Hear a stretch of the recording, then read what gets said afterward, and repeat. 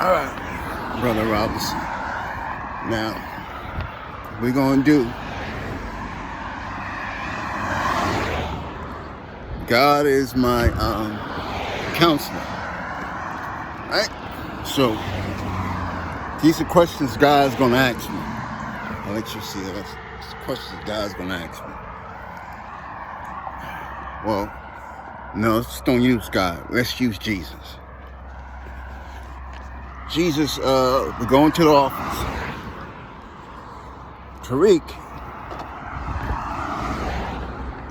what was the sessions with Anthony Robinson? How did it go?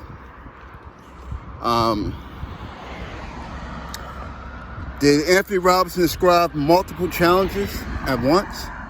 If so, how did he handle it?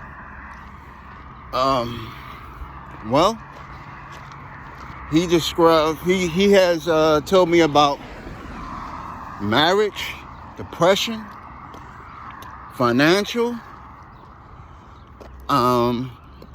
We coming over it. Also homelessness. Father.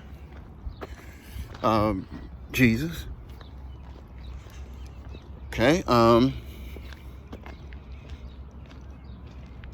Is he adjusting to life without negative friends and surroundings? Is he seeking more? Is he seeking love from a positive settings? Talk to me. Well, Jesus,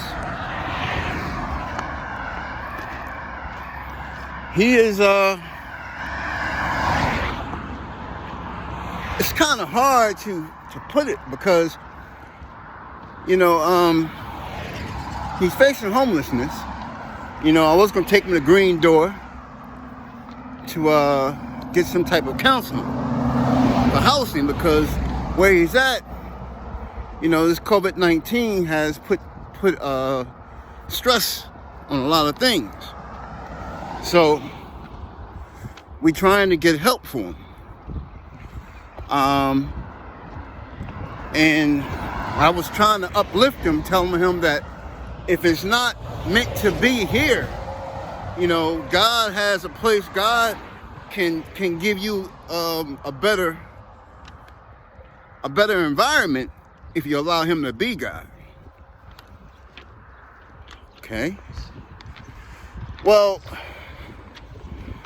in these days and times, Brother Tariq, you can't put God on someone that doesn't want him. You understand? Your job is to meet him where he's at. If he's talking about God, you need to ask him, the God of your understanding, what do he follow? Okay? But you can't put God on icing of a cake when the cake ain't done. Because maybe he's not ready for all that you're giving him. You understand? You can't win a sinner over with scriptures. You understand what I'm saying? So you need to, maybe find another approach. Okay?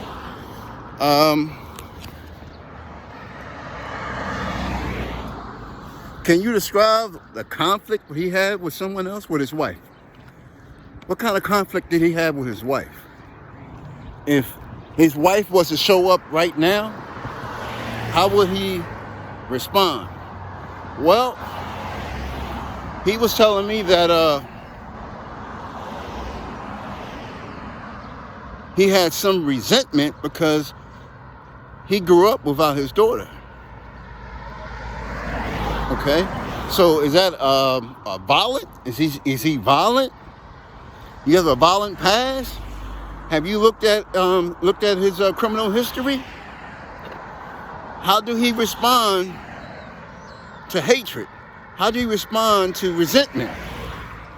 We just can't send him off to go be with his, just say hypothetically, wife come around. Our job is to protect. You just can't send him somewhere in which he got resentment. If he's telling you there's a problem, you need to investigate that.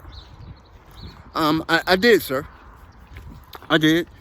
I talked to him. He was telling me, he said he felt better since he was talking about it. But, you know, we ain't, I mean, honestly, sir, I ain't finished with him yet. These questions that you're asking me is like premature. Okay. Do you want to bring him in? I mean, yeah, I can bring him in for you to talk with him. But there's some, I mean, it's a lot of things going on in his life that I haven't got to the root of the problem yet. I'm not saying that I'm not qualified to handle it. I'm saying that I just need more time. You know, I get like an hour session here, hour session there, and I just ain't get to the root. I'm trying to find the root of the problem. The only thing I know what he's saying is financial, lonesome, poverty, and now this homelessness coming on him. That's another problem. Okay? So, this is what we need to do first. We need to work on his short-term goals. I don't want to know about his long-term goals. I want his short-term goals on my desk before you go home. So if you go see him, I need you to come back to the office with his short-term goals. I need to put this on record. Because if you spend this much time with him, I got to report this to the Department of Behavioral Health on what his status is.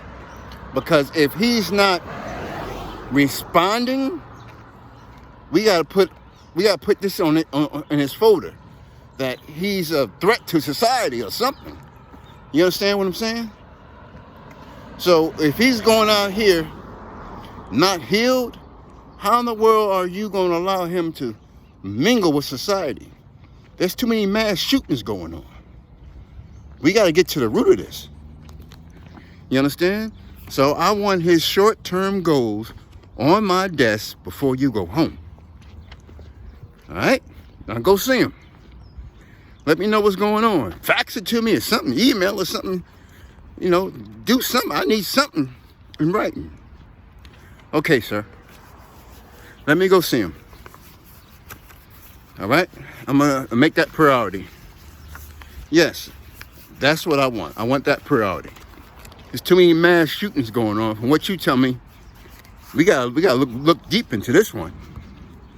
This one been through a lot. You know? Well, I can say this, sir. I'm looking for marijuana to give him. Nah, that ain't the way to go right now. Okay? That ain't the way to go right now. Because I'm reading up here, you saying he's a truck driver. That he want to start a business of a trucking. That means you're going to prolong his goal. Because now you got to fight for him to have marijuana. Nah, that ain't the way to go right now. Okay? So I need you to go see him and go talk with him. I need to have that short-term goal on my desk this evening. Okay. So I leave. I call Anthony. And we're walking. We're about to walk on Adelphi Road. How you doing there, Brother Anthony? You know, I'm hanging in there. That's a positive insight. You know, my supervisor is concerned about you. You're the number one thing that's on my supervisor's mind. Really? Yeah, they are concerned about you. You know, I told them about what you've been through, and they're concerned. So I need to give them a report on you. And he wants to see you. Okay. I mean, is that a bad thing or a good thing? No, it's a good thing. We're trying to get the help that you need. You know? Well, I mean, I want to be honest with you. What if you was working in an environment where someone is going through problems? They could be capable of a mass shooting or anything. So we need to make sure that you're safe and your environment is safe. So I'm going to have to go deep with you. Okay? Now, if I feel that it's touchy, I'm going to either pursue it or back off.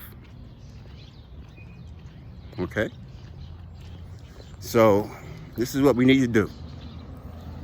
I need to know, truthfully, where do you stand? You tell me, what do you want? That's what I need to know. What do you want?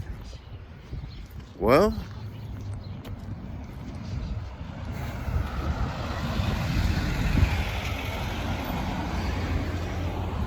I want happiness. Okay. Now, what is happiness to you? If I could give you happiness, what do I have to do to make you happy? I don't know. I don't know if you could make me happy. Okay. Well, what would you want someone to do to make you happy?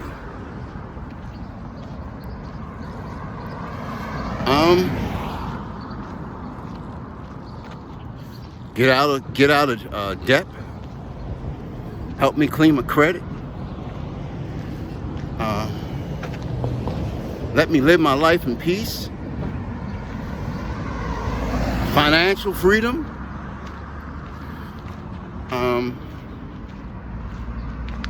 Basically there. Okay.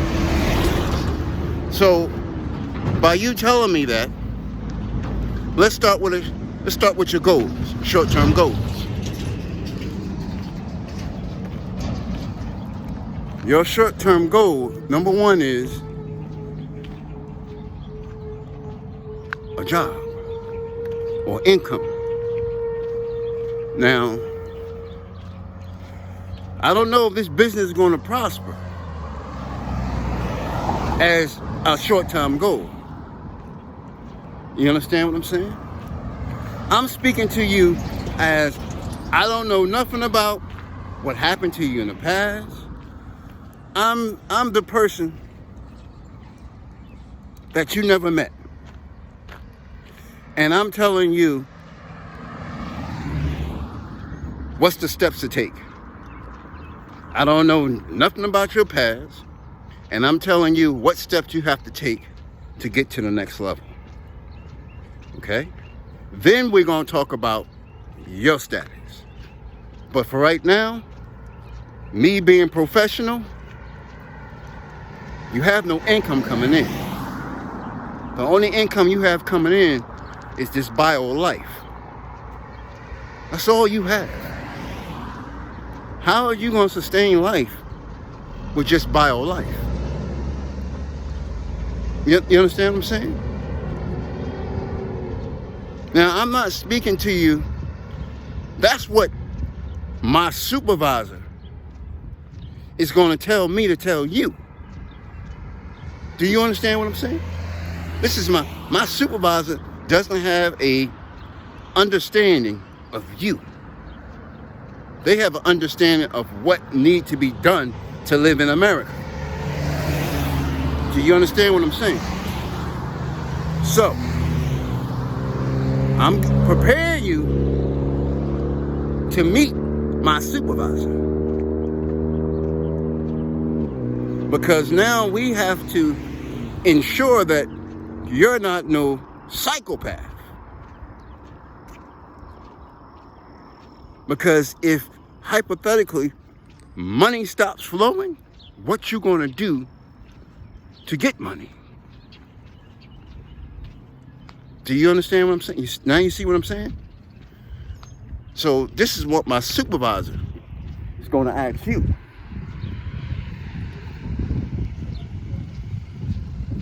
That's what my supervisor is gonna ask you.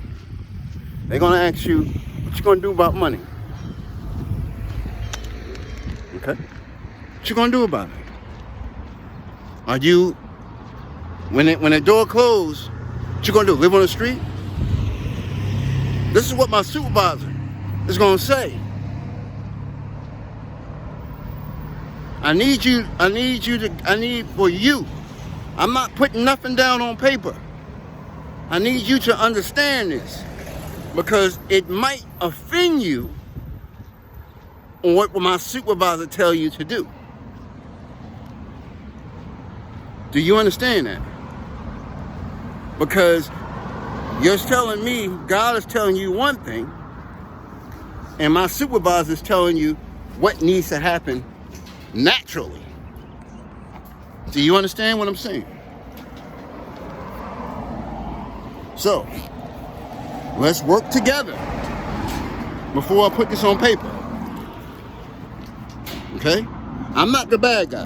Hold on, let me get something to drink. I am not the bad guy. I am not your enemy. I'm trying to help you.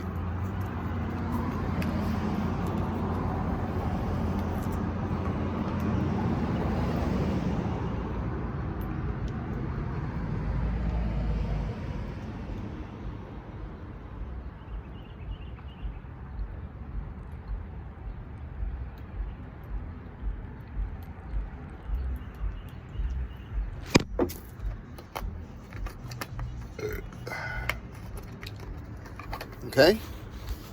So, hold on. I'm with you. Put my water back in my bag.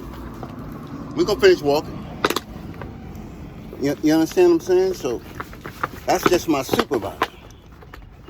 That's the questions my supervisor is going to ask. Supervisor is not going to say, well, in the world, they're going to say you're crazy. You understand what I'm saying? Someone will say that you lost your mind. And I'm saying I'm being realistic with you. I understand what you're going through, but I got to explain this to my supervisor. Do you understand what I'm saying? So, how can we put this on paper? So they don't label you as a mass murderer or someone about to snap. Do you understand what I'm saying? Now talk to me. Give me everything. Give me everything. Give me you. Let's start from day one as a child. Give it all to me now. Drop it to me. If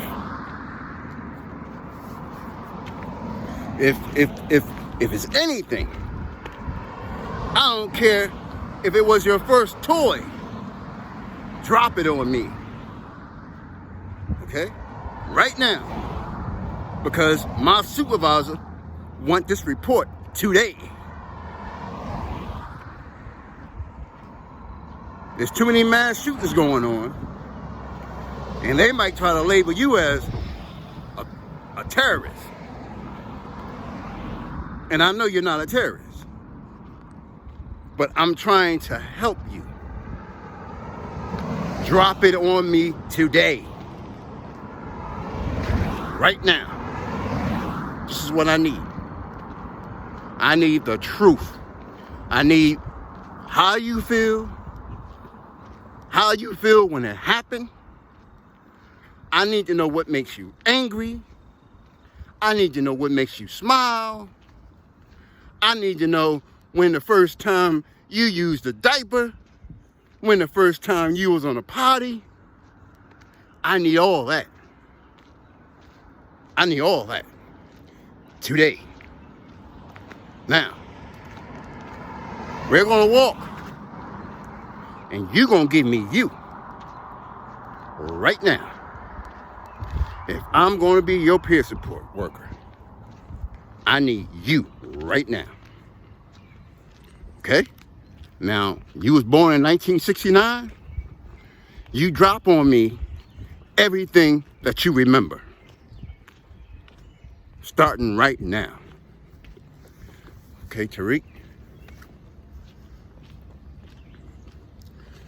I was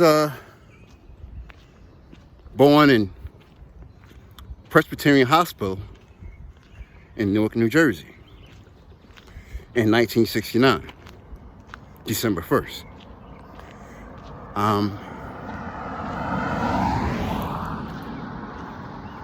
I don't know.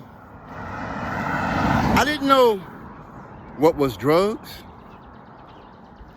I remember seeing my father get drunk a couple of times, come home.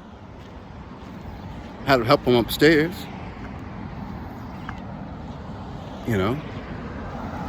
I didn't know why he was drinking and got drunk.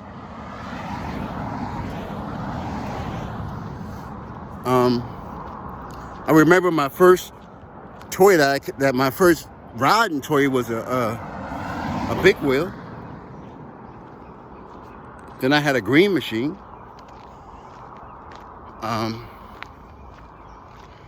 I remember it was peace, my childhood. You know, I wasn't allowed to watch slavery movies. You know, my mom didn't want me to watch that. She said she didn't want to put a picture of what people before you went through. I want you to see how people really are for yourself. There's nothing wrong with history. You know, there's nothing wrong with history. But when your parents give you what they went through, makes you judgmental. So when I first went to work, I didn't see, no, matter of fact, I wasn't even working. My father used to take me with him to work. And my father used to get upset at the white man. And I'm saying, I'm a kid that didn't know nothing about racial barriers. You know, they'll say something, he'll jump off and fly off the handle. It was a guy named, I think his name was Walter. But everybody said that he was a racist. He was older than my father. But he spoke, as I can remember this man, he spoke with no disregard of not thinking before he speak. What would come to his mind, I do remember it was a Portuguese. There's one Portuguese working with us. And he said, this country got 1% Portuguese, which is too much. And it offended the Portuguese guy. But that's just kind of person he was. So, as I'm going to work, right? I'm going with my father, and my father kept saying, they ain't your friend. They ain't your friend. The only thing they want to do is use what they can get from you, and that's it. If you want to be considered a man to the white man, you got to be above average. That's the only way he's going to consider you a man. So I was saying to my pop, like, why? I mean, why is that? Why is a white man? It seems like to me the white man haven't did anything to you, but you got hatred for this white man. That's all I kept saying. I kept going to my mom like, Mom, why is my father so angry at a white man? Why is there so much, rebellion for a white man? My mom used to say, listen, it's hard for me to explain, but if you're going to be something, okay? I'm not expecting you to be a full-grown tree. But if you're going to be in the woods, and if you can't be a full-grown tree, you be a bush. But you be the best little bush in the woods. Okay? It was just a time and an era that whites and blacks didn't see eye to eye. I didn't want to raise you up in that era because now you have freedom. I didn't want you to go and judge a white person, and this white person may not be the person that you are picturing all whites to be. I was trying to protect you.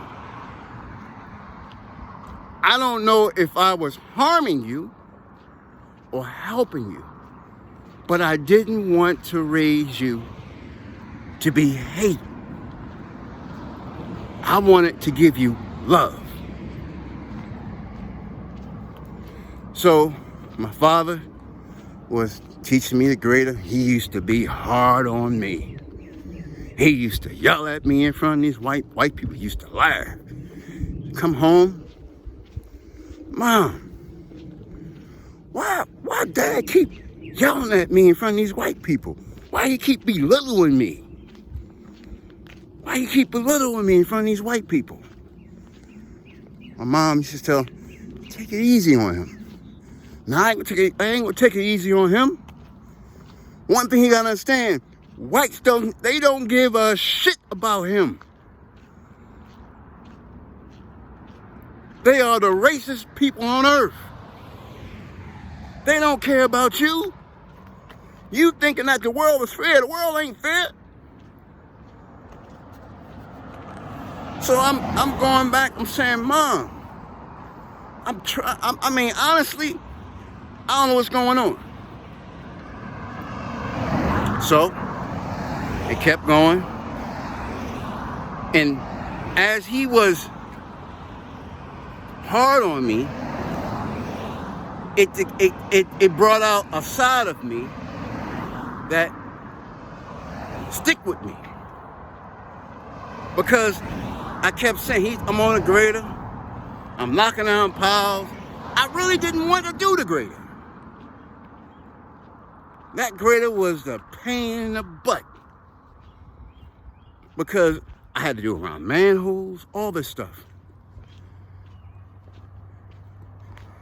And one day, this white man said, you will never be as good as your father.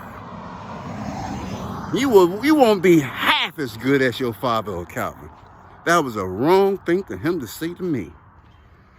When he said it, right, I was in the machine. I stopped the machine, got out of the machine, and I said, Lord, I want to learn this. I'm going to make him want me. I'm going to make everybody that hate on me want me. Teach me. Take control of my hands. Take control of my eyes. Take control of my feet. And get me back in this machine and let me learn it. Every day, I was getting better. I was getting better. I was getting better.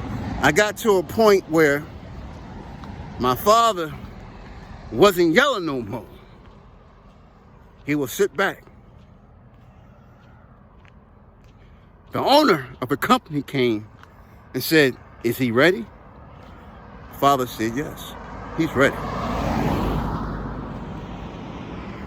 I had, every time I get on that grader, and I was on a job, a hard job, I seen that white man saying, you won't be nothing.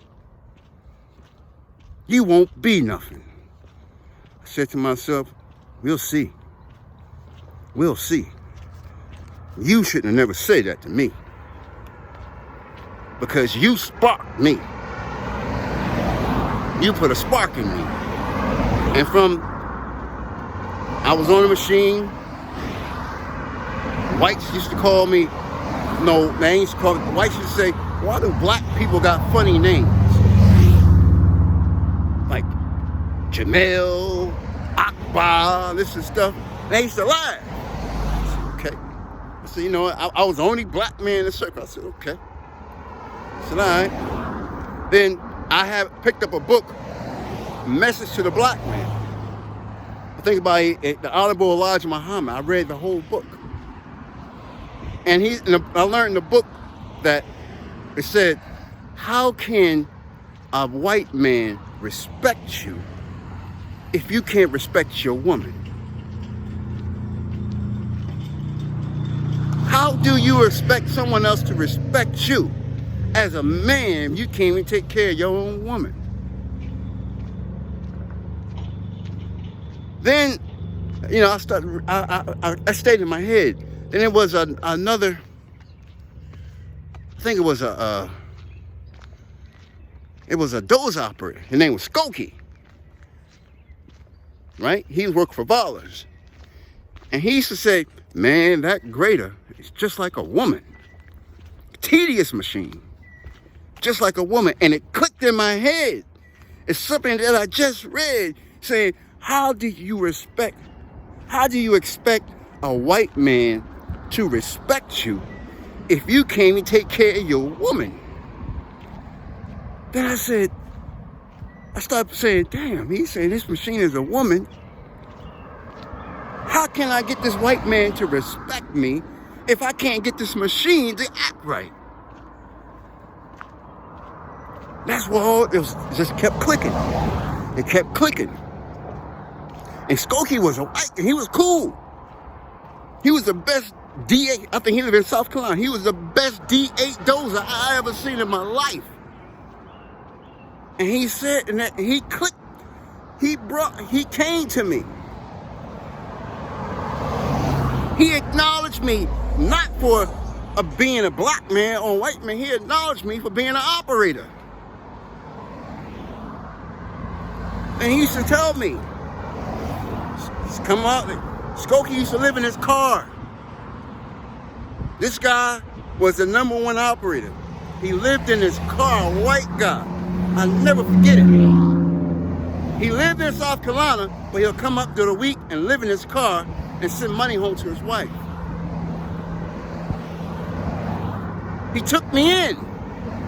Every time with the Ballers job, he took me in. He'd get on a dozer and make it nice and smooth for me. I should say, thank you. He said, yeah, I tell you that grader is like a woman. And he started, telling me things. And he said, listen to me. To care is a weakness. You can't care. You can't care and be a good employee. You can't. You just got to do it. Just do it. You can't care. You can't be a running back and care how the ball is given to you. You can't. You just got to take the ball and run. Do you understand what I'm saying? Don't let people that doesn't care make it a weakness for you. Just do it. Don't worry about it. If we tell you to grade a mountain, go grade it. If it take you a year, so what? Just do it. Don't think. Just do. It's okay. Skokie used to help me. Then, as I started getting better, I got the jobs nobody wanted. So I get on the jobs with all the racists. They will walk behind the machine, front of the machine. They knew I was Curly's son. And they heard that I was getting better. A couple of guys asked me, say, man, you're getting good on that machine. My response was, I'm just learning. I'm just learning. Because my response was, until I can knock that pile down one time and put it on grade, I ain't never mastered this machine. Until I can make one pass, that's the only way I mastered this machine. I always kept saying, I'm learning. They said, damn, you humble. You humble when you do this. Because I kept saying, I'm learning. So I got the jobs nobody wanted. And by me getting the jobs nobody wanted, it made me better. Because I had to work in the pharmaceuticals with things overhead. I'm on the backhoe. I got to watch my height. I got to watch underground utilities. I got people on the right, people on the left. I got to grade on streets in Jersey City. There's about 100 water boxes and manholes down on one street. The grader had no brakes. I got to ride the clutch. I had to grade underground parking lot in Weehawken and ShopRite, where it was like a concrete. Where I hit it, I hit that concrete so hard, spent the blade around.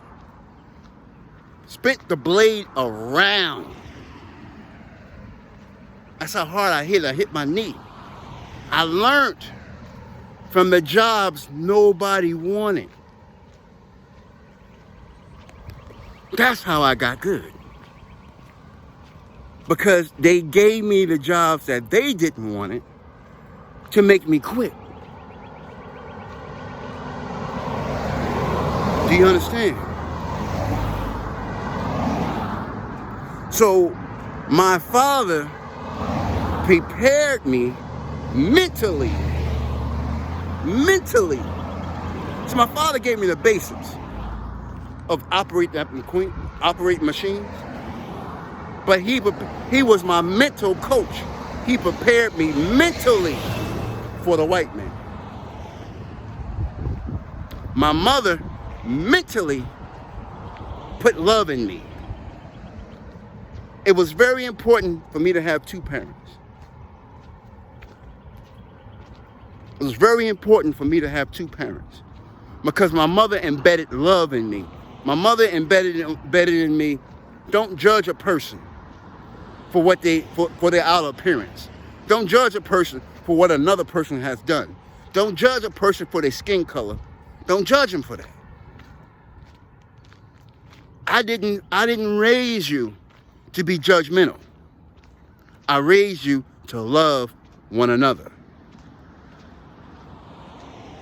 My father, on the other hand, taught me life ain't fair. They ain't fair.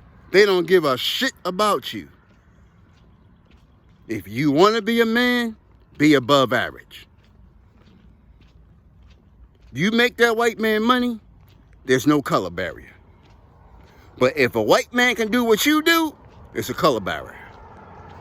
You will never, ever be equal to a white man. You got to be better.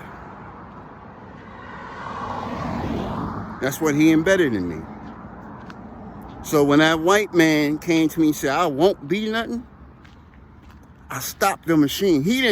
Nobody understand what, I just stopped the machine, got out, and talked to God. From that day on, every day I was getting better, better, better. Because of that one white man. And every time I get on a job, and they used to say, man, I can't do that. I tried.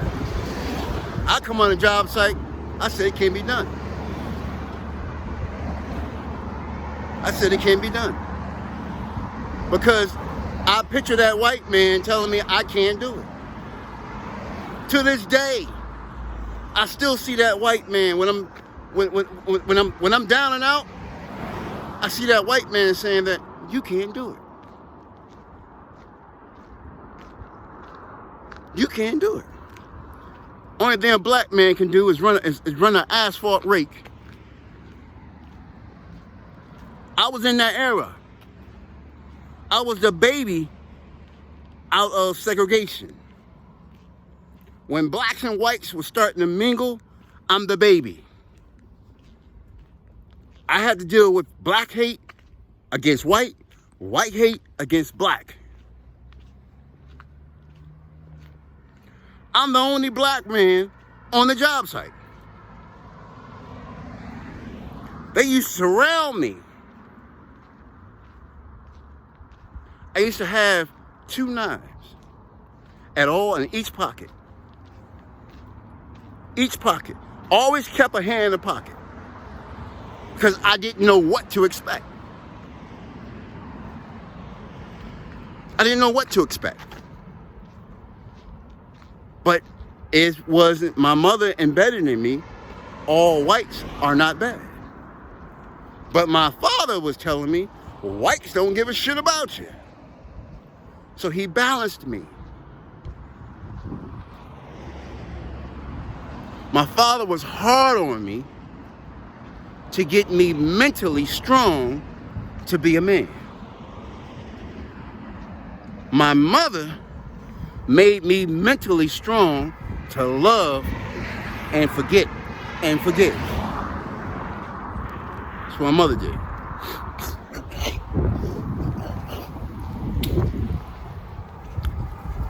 So, when I was going through something, I'm starting to see whites in Newark.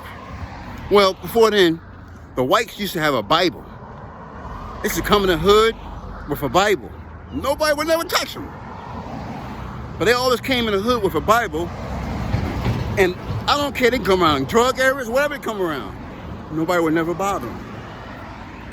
But in the midst of 2003 and beyond, I came back to Jersey.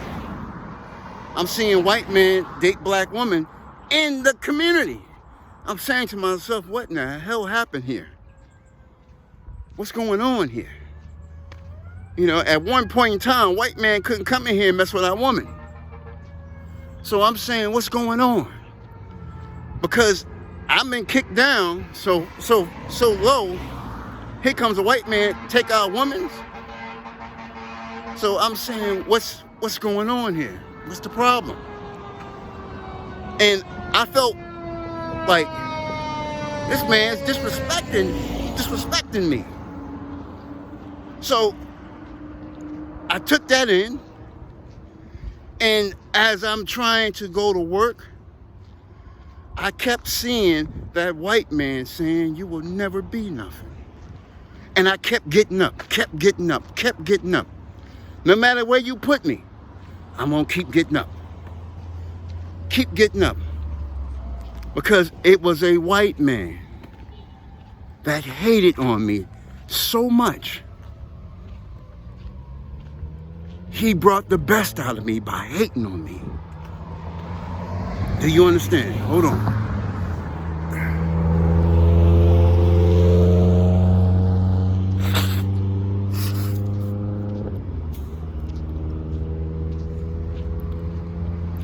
So,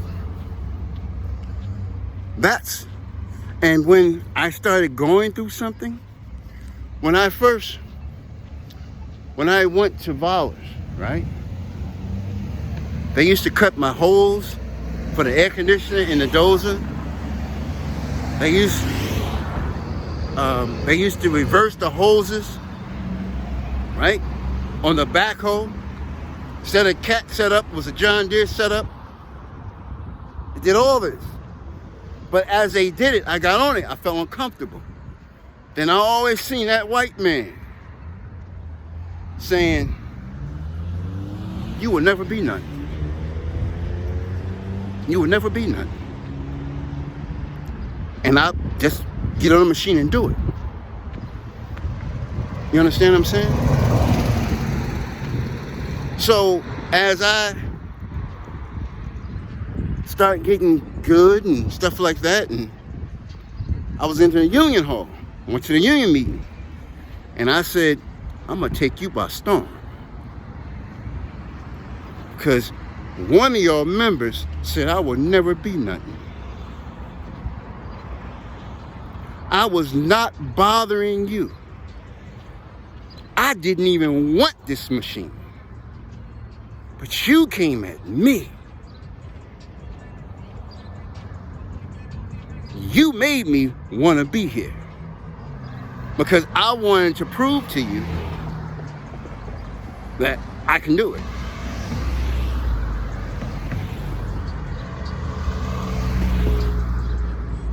That was my motivation.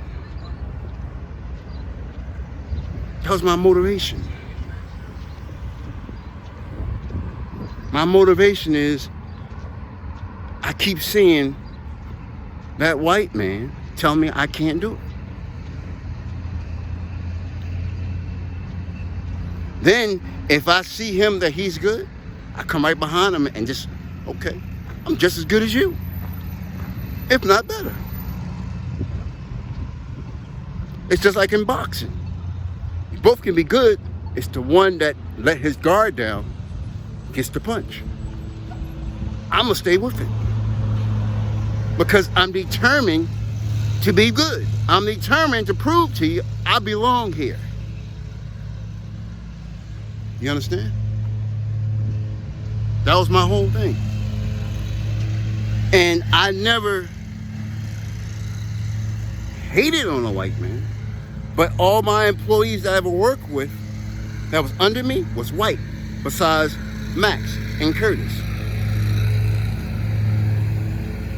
I got so good that I told them I wanted to bring my people in. I said I was going to bring Max, I was going to bring Freeze, I was going to bring Hunt, I was going to bring Jerome, I was going to bring them all. Because you saying a black man can't do it, well, I'm telling you, I'm going to open the door for him. So when I went to a job site, it was some blacks there, and they used to, talk like, yeah, you're on a machine, you think you're all. I said, no, I'm making sure that we are represented in this business. I'm trying to make sure that you get off that shovel. That's what I'm trying to do. I'm trying to show them that we belong here. We don't belong with a rake in our hand. We don't belong with a shovel in our hand. And that was my goal. And from that day, I had love from every black man on the construction site. I said, I'm not doing this to downgrade you. I'm being good to bring you up.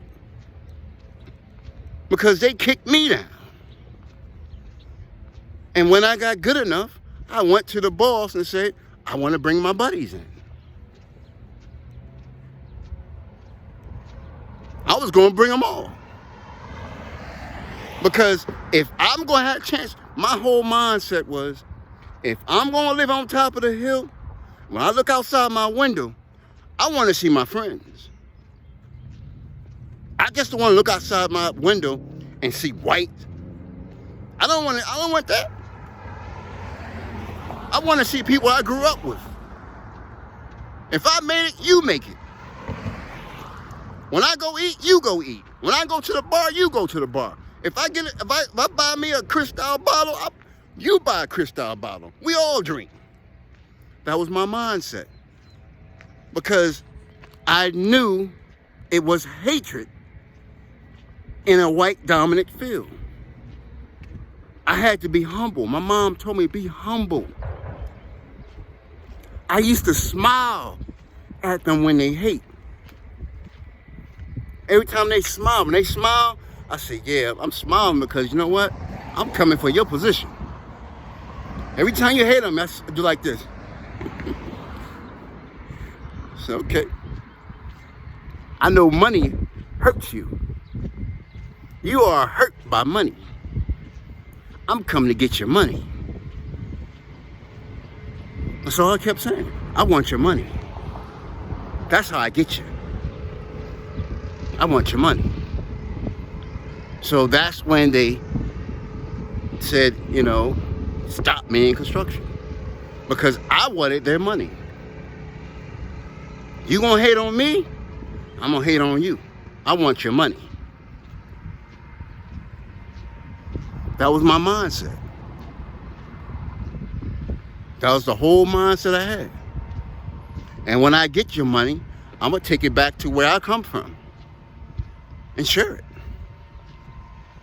Because you hated on me so much, I know what people before me, my father had to go through it. The reason they didn't mess with Calvin, because Calvin was in the Marines. You thought Calvin was crazy. That's the only reason why you didn't bother Calvin. And Calvin said, I had it worse. Even my father said I had to deal with it worse. But my mindset was to take their money. Learn every machine it was, get good at it, and take their money. That's the only way that I could be represented as a man. I had to rise to the top. That was my mindset. I'm being honest with you. So when I went through what I went through,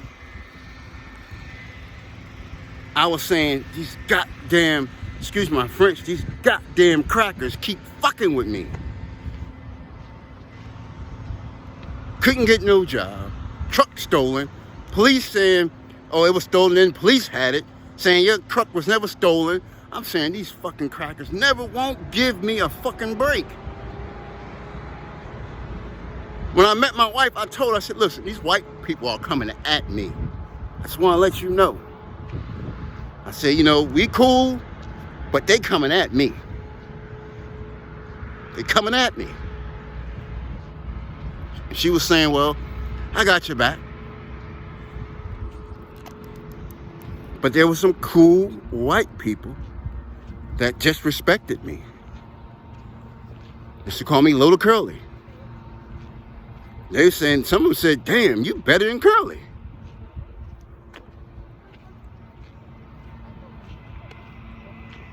You better than Curly.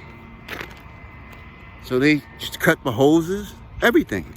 But I always kept getting up. I kept getting up because of that white man. That's why I kept getting up. Okay. So now, that's why it was so hard on you, because you was trying to prove that you fit in. And you couldn't get control. You couldn't drive the car. That's why that's why you felt the way you felt. That's why it was hard for you to let go and let God. Because you wanted to drive. And they wouldn't allow you because they saying that you're coming at me. That's the problem. That's the whole problem. you was using what they done to you as fuel. And you wanted to prove to them that you belong here. And you wanted to affect them by taking their money. And they wouldn't allow you to take their money. So that's the reason why you had a hard time. Okay. So how did it feel? How did you feel when blacks was the one behind it? It hurted more. Because I kept saying, here's we are. I'm going through something with the white man. And I be damn is you hating on me worse than a white man. I should say, like, what the hell is wrong with you? What the hell is wrong with you? That's what I kept saying. You hating on me, and it's like you are a part of them. What kind of shit is this? What kind of shit is this? Your own kind hate on you worse than a KKK. Your own kind. And I'm saying to myself, God damn, I thought at least you will be considerate. I tried to call NAACP, living in Jersey, no response. No response. Here it was, the black hated on me worse than the white man. And I didn't know how to take it.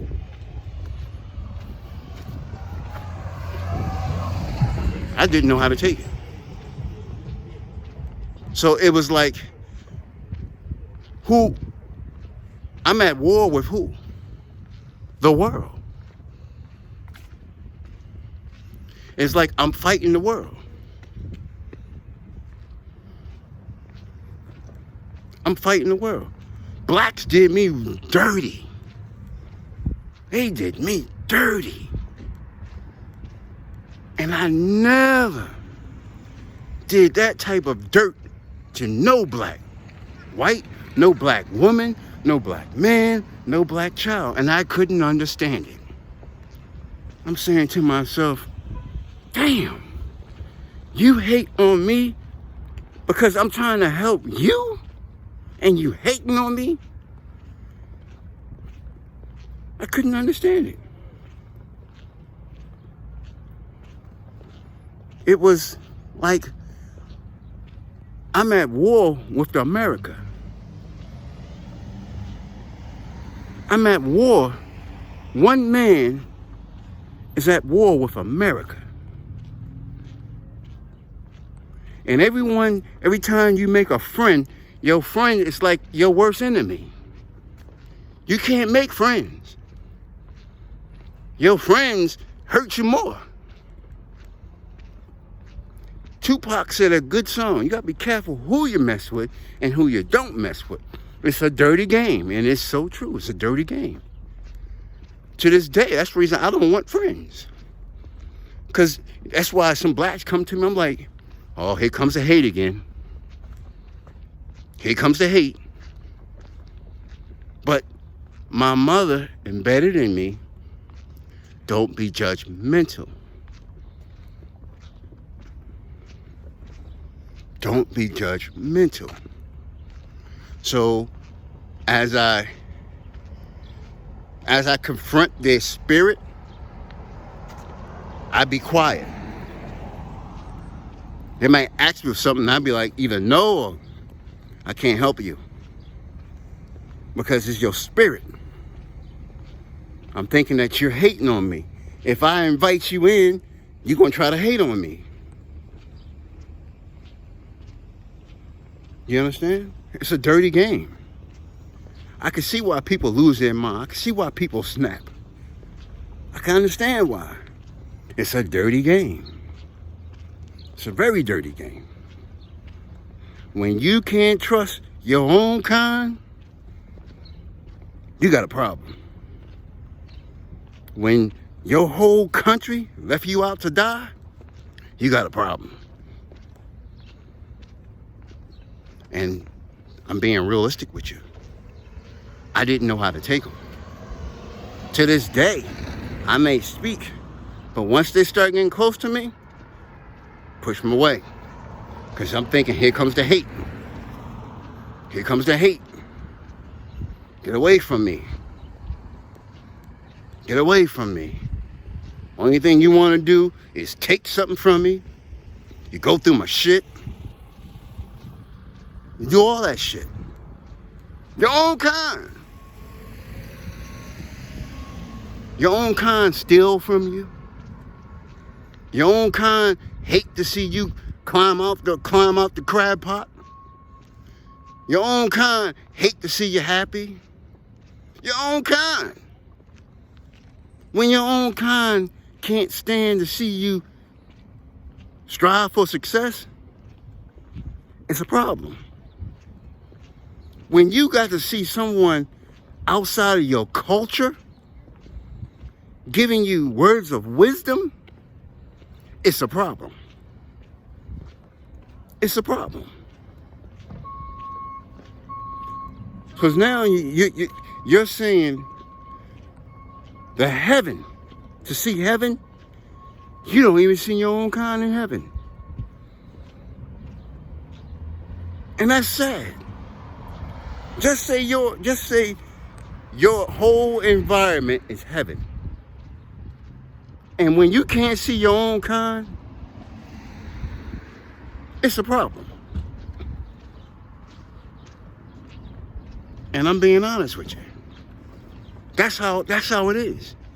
If I'm in heaven and don't see no black woman, I don't see no black babies, I don't see no black men, I don't see you. It's heaven on earth. For me. And I don't see you. It's a problem. Do you understand that? It's a problem. Then you turn on the news, they killing black babies, they shooting 7-year-old black babies, they killing women. All this. Your own culture. And here it is, you have God's anointed hand. And when you come outside, you don't see blacks. It's a problem. It's a problem. That's where I'm at. Now do you understand what I'm going through? My whole thing is to be successful, to help pull up my own kind. But my own kind is stuck in hell. My own kind is devil worshipers. My own kind is satanic. My own kind follows Satan. My own kind don't acknowledge God. My own kind, my own skin. Here I am, heaven on earth. Can't you see the peace? Let me go around in a circle. Can you see the peace? But I don't see my own kind.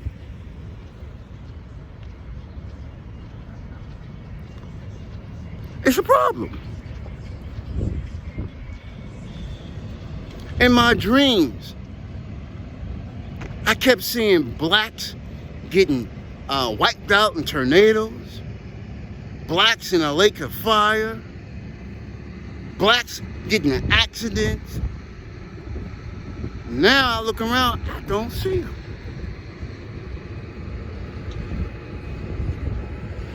So now, when I go to a black environment, that means I'm out of place. That means I'm in a lion's den. My own kind is not in heaven. It's a problem.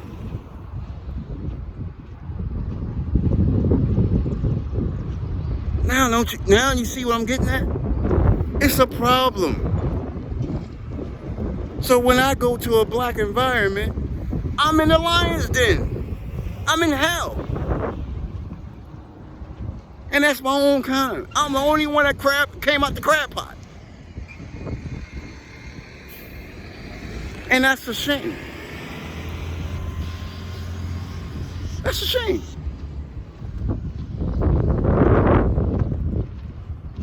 And it shouldn't be. You're supposed to have some type of culture in heaven. You're supposed to have all types of culture in heaven. In heaven I don't see no blacks. Because all the blacks is coming at me.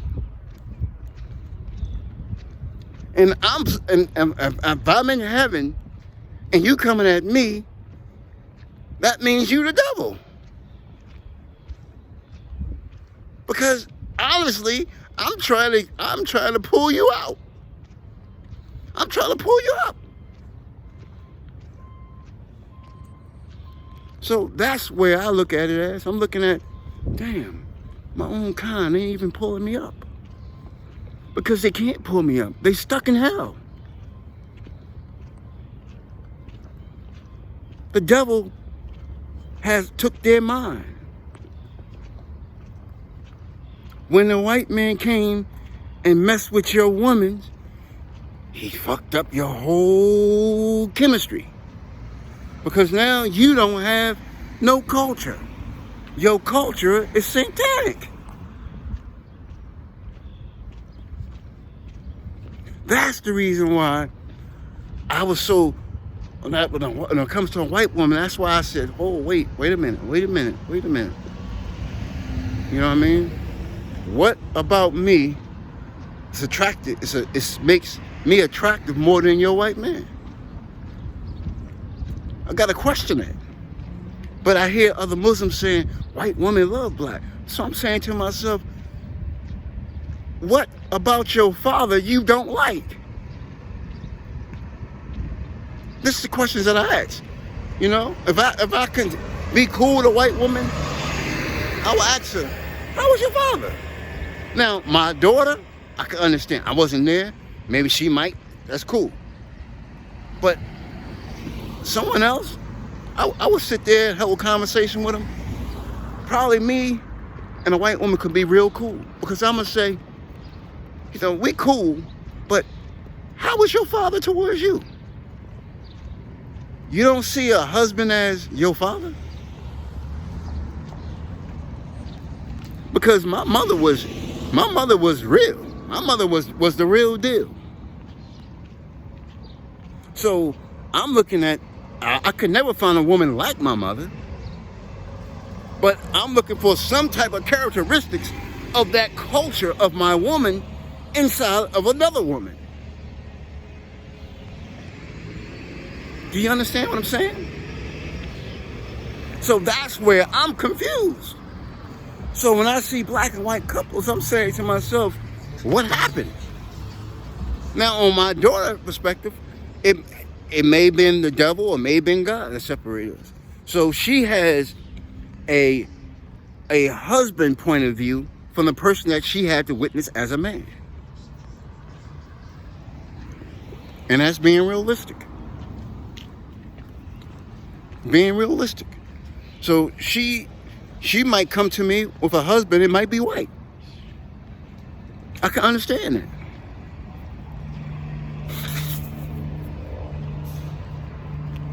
You understand? I can understand that because I wasn't there. But any woman that has their father in the household and he did everything that he possibly could, what happened for that? Because your father is your first husband. That's, you know, this is biblical. Your father is your first husband. So I'm looking at what's going on. Here it is. We in a total black community, and the white man coming in and taking your woman. What has happened? What happened? Where will your kids understand your culture? How would your kids honor? How can a man, a black child born today, love a black woman when he is being introduced to outside his culture as a mother?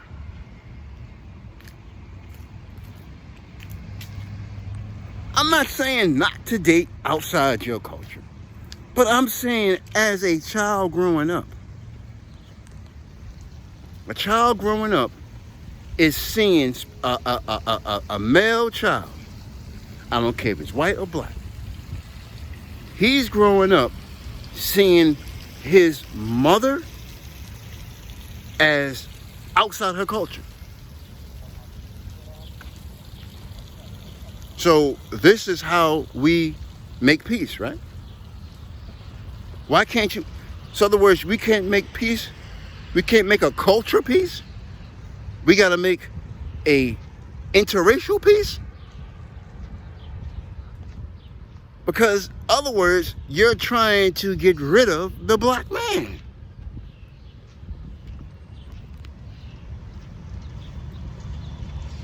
Do you understand what I'm saying? And black kids are killing black babies because they don't respect your own culture. They see white culture as their culture.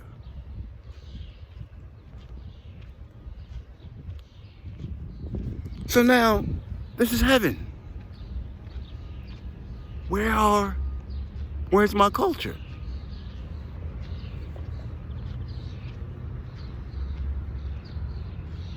Where's my culture?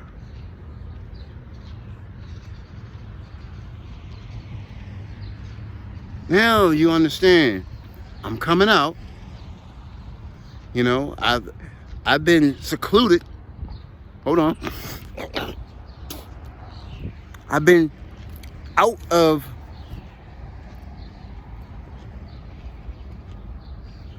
how can I say it? I've been out of public, never had a car with a push button start, never had a car with paddle shifts. So that's how long I've been out of the game. So in the midst of that, we have an interracial culture as a piece. And they are hating the black man. They don't see this as a culture no more. They don't see it as a culture no more. They see it as a disease. They see it as a germ. That's what they see it as. So now, I'm the only one that got to come out here and show them that it's not a germ.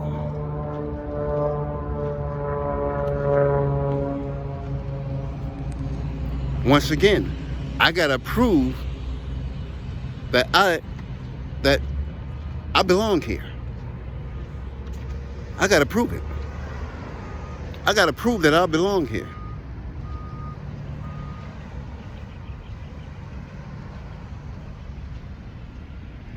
Because my own people hate on me so much, I don't know how to take them.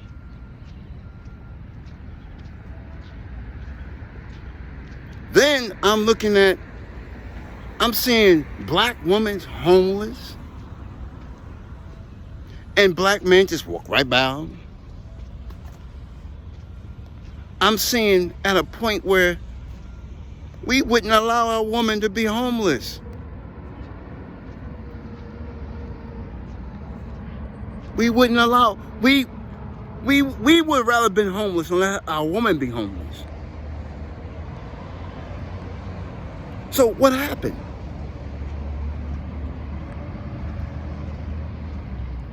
Then black woman pointing to the white, oh, go for white. I'm saying to myself, what the hell is wrong with you? What's going on?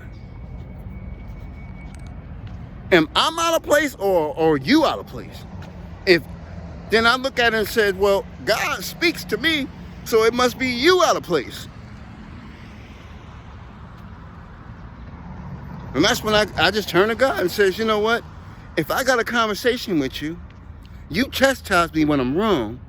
So I must be, I'm not saying I'm good, but I'm on the right path. You're off track, not me. I'm not off track. Because God speaks to me. So I'm on the right path. Now, maybe you're on another path. I don't know. But I know this path I'm on, God is on it. They got signs saying heaven is right ahead. So I don't know. So this is why I have to look at everything. I have to look at everything. And this is the truth. So now when I'm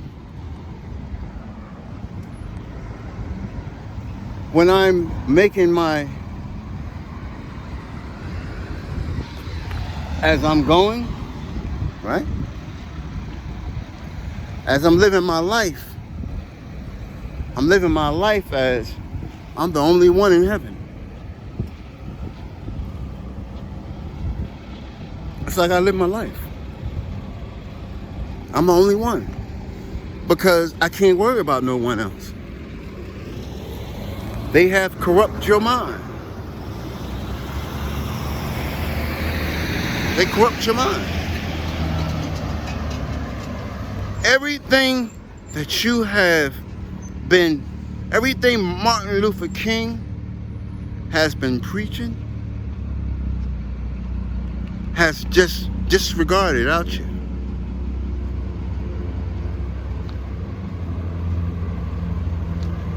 Has disregarded out you. So I don't know what to expect from you. But my whole thing is, I didn't change. My thing was, I was trying to pull you up. I was trying to pull you up.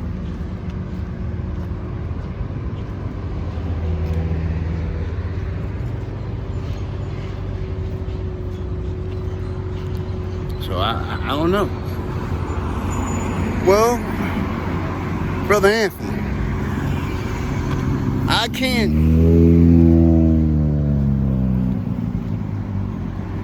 can't really give you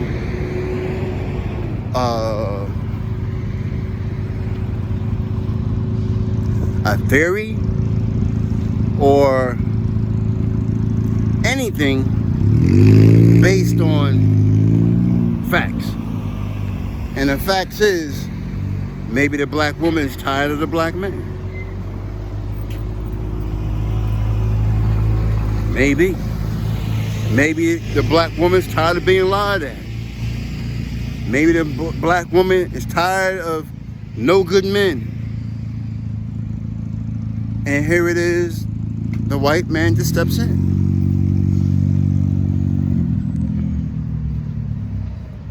Maybe. Maybe. But I'm not saying for you to look at it as a sin or be judgmental.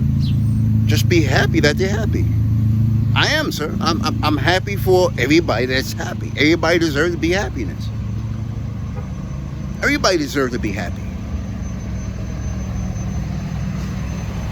But I will never try to hurt my own skin.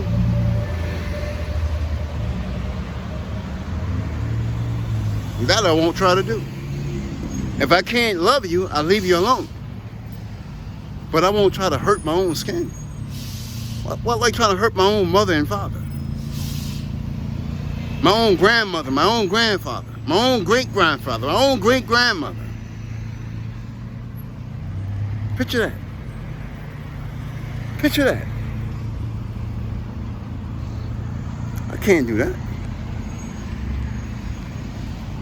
I can't do that. That's being realistic with you. So any woman that points to the white, I'll say, go ahead, you. I don't hate.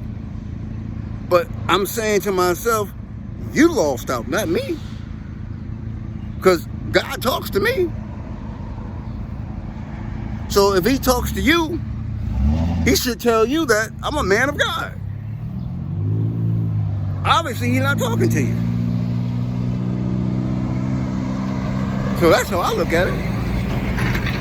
That's your loss, not mine. You feel me? I don't hate on no one hating on me. Because obviously God doesn't talk to him. You don't see me bothering you. You don't see me hating on you. You don't see me telling you, oh, don't do that. It's not good for you. You don't see me doing none of that. You don't see me telling you not to be gay. You don't see me telling you not to wear them clothes. You don't see me telling you not to date that man or date that woman. Do you? But if God talks to me, I'm saying you out of place because you hating on me. You out of place, not me.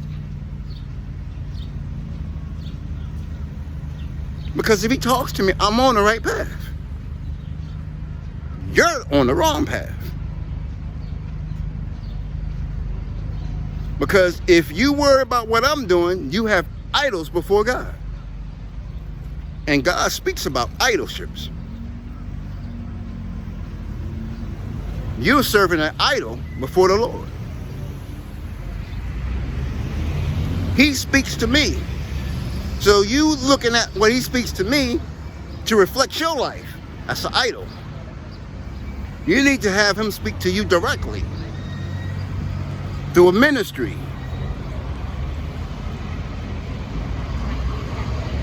Do you understand? I'm not out of place. You are. I'm not hating on you. You hating on me.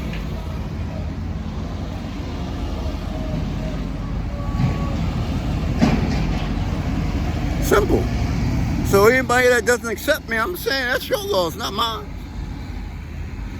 I got a relationship with the Father. Obviously, you don't. Because the God I know is only one God. And he's a God of love. God don't love me and hate you or hate the next man. God don't do that. God don't do that.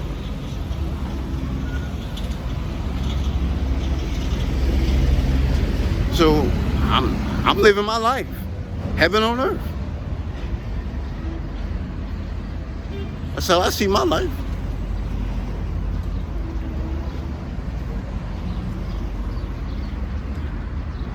I'm enjoying the best part of my life. I may not have materialistic things as you, but I will eventually. I will eventually.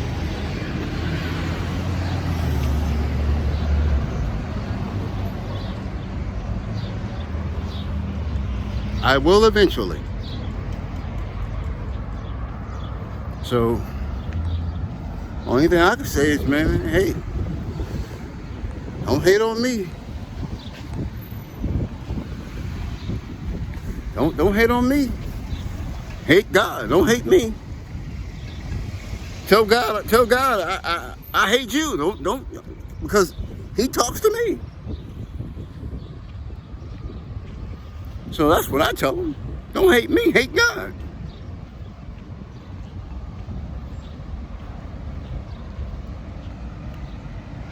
You know, don't hate me, just hate God. Go right to the source. Go right to the source of the problem. Hate God.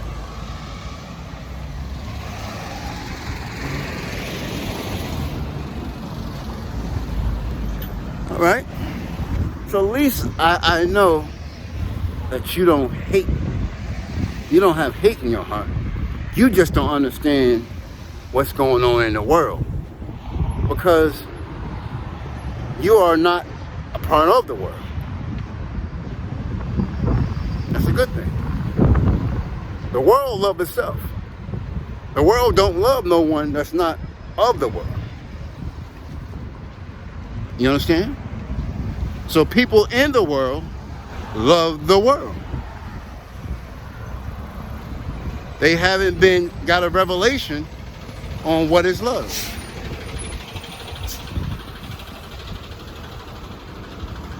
See what I'm saying? They haven't got a revelation on what is love.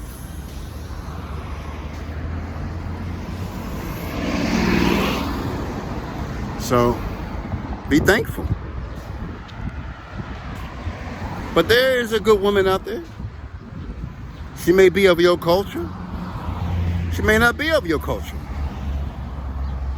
But I'm not saying for you to disown your culture. I'm saying allow God to be God, and He will present what's healthy for you. Okay?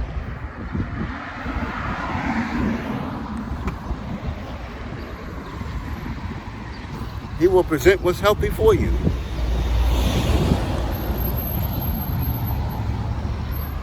All right? So keep your head up. So I'm going to take this back to my supervisor. And I'm going to say, it's not hatred. God got him at a point in his life that he's not in the world. So he's trying to figure out what's going on. Why is he the only one in this environment of peace? Why he's the only one in his culture in the environment of peace? It's not that he's violent. He don't understand the world. And I told him that the world loves itself. God will never give you a woman that's in the world. He will never give you a woman that's in the world. He will never. You will never experience a woman in the world, not unless you go out there and find her yourself. But you will never have to worry about a woman in the world again, because he won't give you one.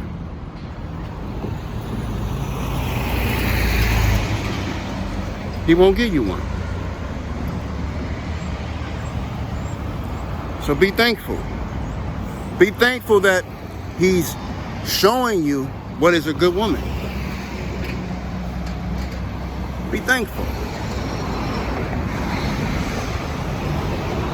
You know, just be thankful. Where we gonna walk to today? I was going either to Aldi's, or I might go to Aldi's.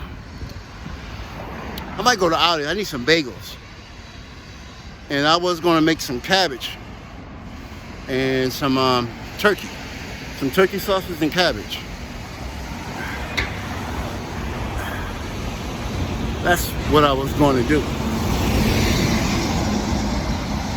But I need bagels.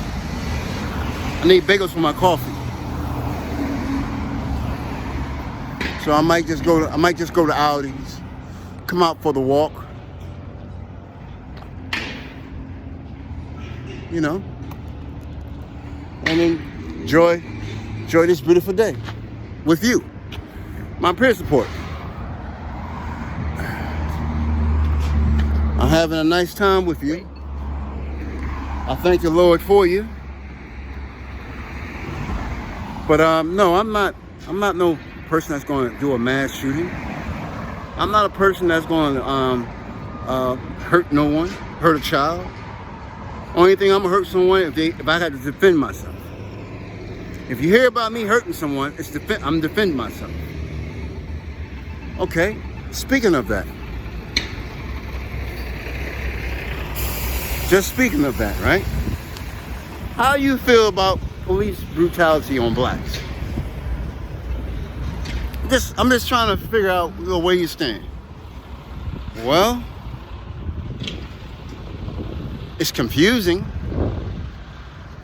because I'm trying to figure out why is blacks refusing police. Okay, what if a police officer comes at you and curse at you? What will you do? Okay? If a police officer approached me and says, "What the fuck you doing here?" Like that, or a racial, anything like that, first of all, I'm gonna stop and say, "Hold on, slow up a minute. I understand that you deal with you got a lot of stress on you, but have I disrespect you? What have I done to you?"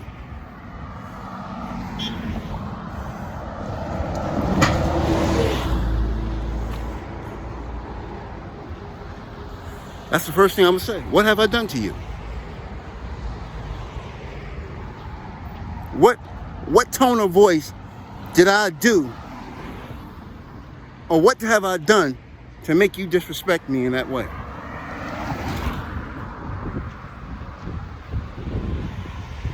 If I haven't disrespected you, I need some respect.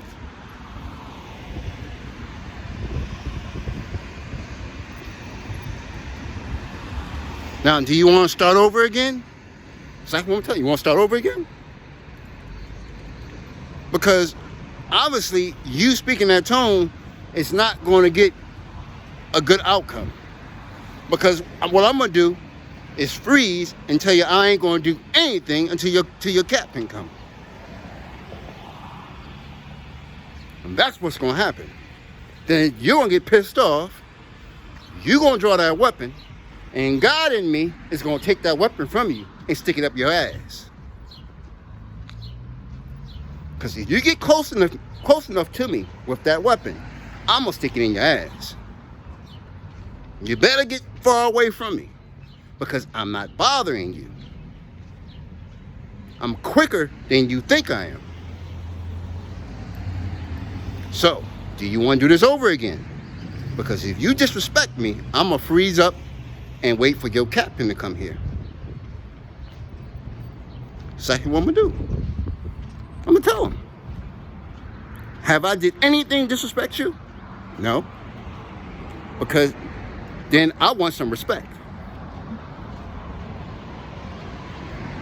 And they close enough with me and pull the gun out on me and I ain't do nothing to them, I'm going to snatch that gun from them, stick it up their ass.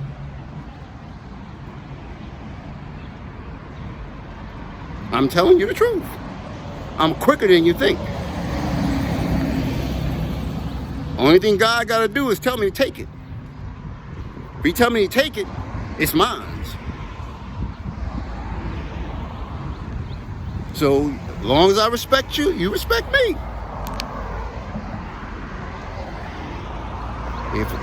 That's how it is. Because you're supposed to be an example. You're supposed to believe in that example. When you pull someone over, I understand you have a lot of things going on. But remember, you wasn't drafted to be a police officer. You chose that. It's something different if they had to draft you to be a police officer. You chose to be a police officer. You chose to deal with people mentality. You chose to fight crime. So you need to have a better attitude approaching someone. Because you chose this profession. Exactly what I'm telling them. You chose it. The government didn't draft you. He didn't draft you and said, you're going to be a police officer today, starting today. Go to boot camp. You went, took the selective service test. You went voluntarily to go to boot camp. You went voluntarily to get a badge on your side, and you gonna disrespect me because you are a police officer? Something that you want to do? You lost your goddamn mind. That's what I'm gonna tell them. You lost your fucking mind. It was something different if you was drafted. I understand you got hatred in your heart, but you chose this profession. Didn't no one tell you to be a police officer? So when you approach me, I don't care what I'm doing. If you approach me, excuse me, sir, you got the utmost respect from me. But if you come there, what the fuck going on here? What the fuck you think going on? How you approach me, I'm gonna approach you. I'm being honest.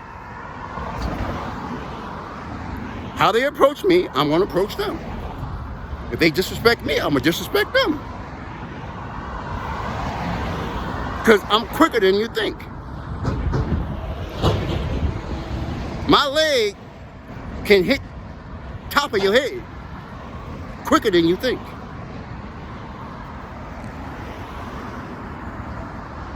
And it would take at least 4 of you, if not 5, to pin me down. And I still will get up. Your biggest ones, I still will body press them. Your biggest ones.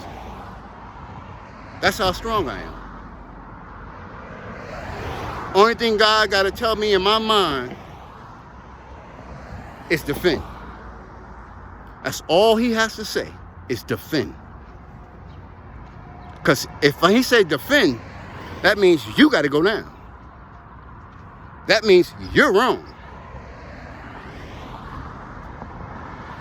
Because if he's in me and he's not telling me to defend, I'm wrong.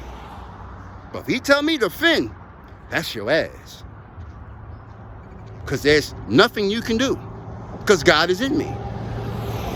There's nothing you can do. I'm stronger than a gorilla. Once he give me that word defend, I'm stronger than a gorilla. So, as long as they approach me well, they'll never have a problem. Yes, sir. I understand, officer. Yes, sir. How can I help you today, sir? You need help? You need help with that, sir? That's how it will be. As long as you respect me, I respect you. But you coming at that disrespecting tone, you're going to get a disrespecting tone back. And that's being honest.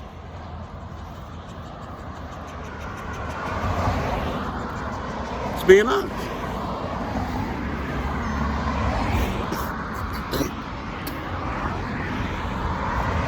And that's being honest. As long as you're respectful, I'm respectful.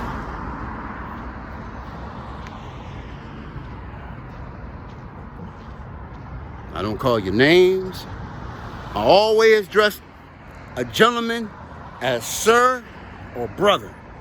I always address a woman as ma'am or sister. I don't call you no slang names. I don't call you no babe. I don't call you no girl. I address you as miss or sister. And that's how I want to be treated. Dress me as sir or brother.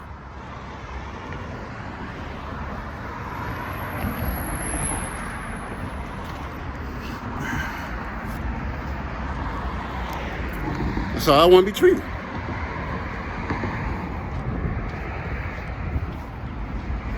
I don't disrespect you. When you tell me to leave, I leave. I did all that. Now, once they tell me leave, you best believe I'm leaving. When I mean leaving, I'm leaving. because my service is no longer needed here.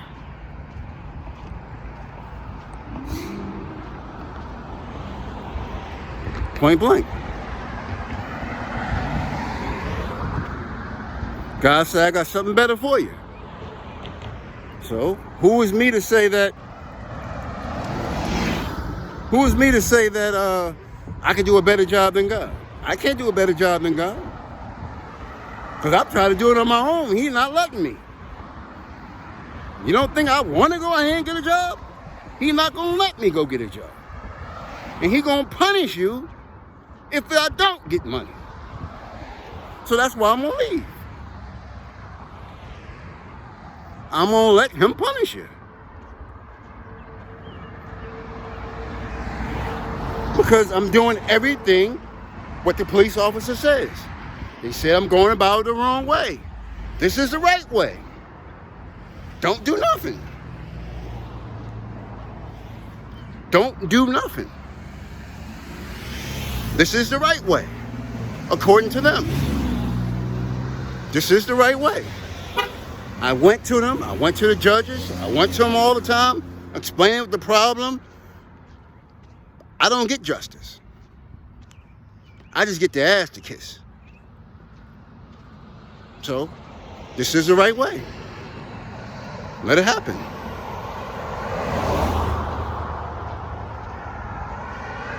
And when that time is up, I'm going to walk out and never return. Because they say I'm coming at them if I break the law. And I'm saying to you, if I break the law with God, he's going to come at you. So, I'd rather let him come at you. I'd rather let him come at you. Because this is not my fight. It's his fight, not mine. I'm healthy, willing, able to work. He is not going to allow me to work. And if I don't eat, you will see him mad. And that's on you. I'm tired of talking to you. You don't see me worry or crying. You don't see me taking my resume out, send to everyone. I'm just waiting for the door to close. Then I'm going to be the one. Then I'm going to be your terrorist. That's all. I'm just waiting for the door to close so I can be your terrorist. So I can bring you what you want. Excuse my French. I'm going to bring you your ass whooping. That's what I'm going to bring you. That's all. That's all I'm going to do. I'm going to bring you ass whooping. And God going to spank you. Simple. As I said, I'm going to treat you the way you treat me. I treat you the same way you treat me. You don't see me disrespecting you, but you keep saying I'm coming at you. So let me fall back. Let me fall back. I'm going to fall back because I'm coming at you. I'm coming at you. I'm falling back. I can't help you no more because you keep saying I'm coming at you. So I can't help you. You're on your own. You don't see me worried. You don't see me sitting there calling the house manager. I need more time. Oh, government, why y'all doing this? Why? No. You don't see me doing that. You don't see me doing that. Because I know what's coming. I know exactly what's coming. Redemption.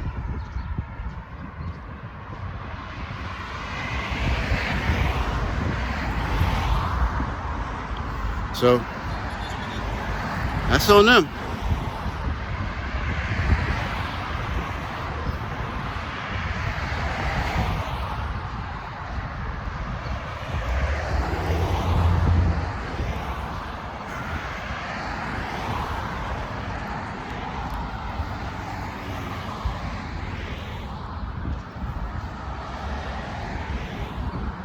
It's on them.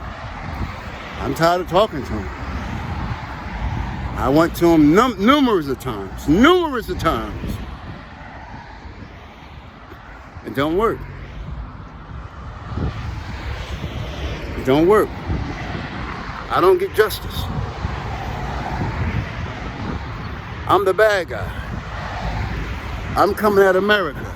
I'm the bad guy. So, let it be. That's how I see it. Let it be. Pick up my cross and come follow me. What Jesus said, pick up the cross and come follow me.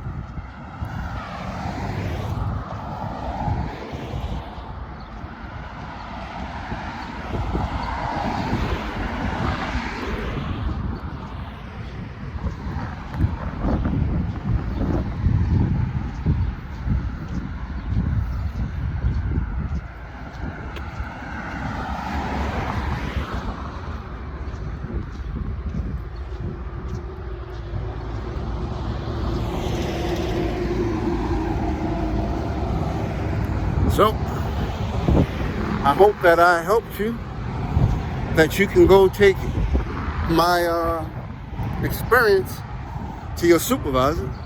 Tell him I'm not no threat. I don't have no blood on my hands. Not planning on getting blood on my hands. Only time I'm getting blood on my hands is some way I'm self-defending myself. That's it. As long as God don't tell me defend, you have no problem with me, because that means I'm out of place. And he's telling me I'm out of place, so I'm wrong. But if you wrong, that's your ass. That's your ass. If he tell me to defend, I don't care how big you are, I don't give a fuck who you are. You coming at me. And he's telling me to defend. Because I don't bother you. I give you the utmost respect. I'm cleaning up. I clean up where I live because nobody else cleans. Maybe they feel that they don't care. They don't care about the owner. I don't know. But at least I'm showing respect. Even I'm leaving and showing respect. I'm not cleaning to make it a sit. No, I'm cleaning to show respect, because that's the God that I serve. You don't burn bridges. And I'm gonna leave everything there. If he chooses to sell it, whatever he chooses to do, he can take that and get his money. He got a power washer. I might just take the bike. I don't know. He got a power washer. He got a TV. Look at all that. Because the God in me shows respect. So that's what I'm doing.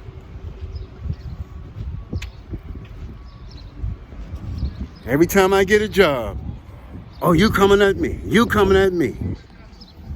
No more. God says no more.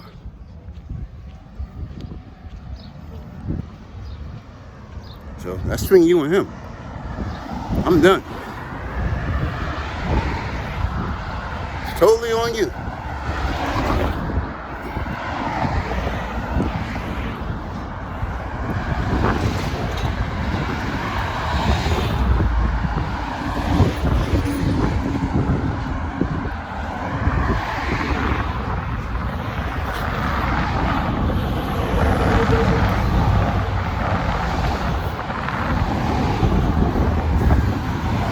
So let's finish this walk and let me take this into the,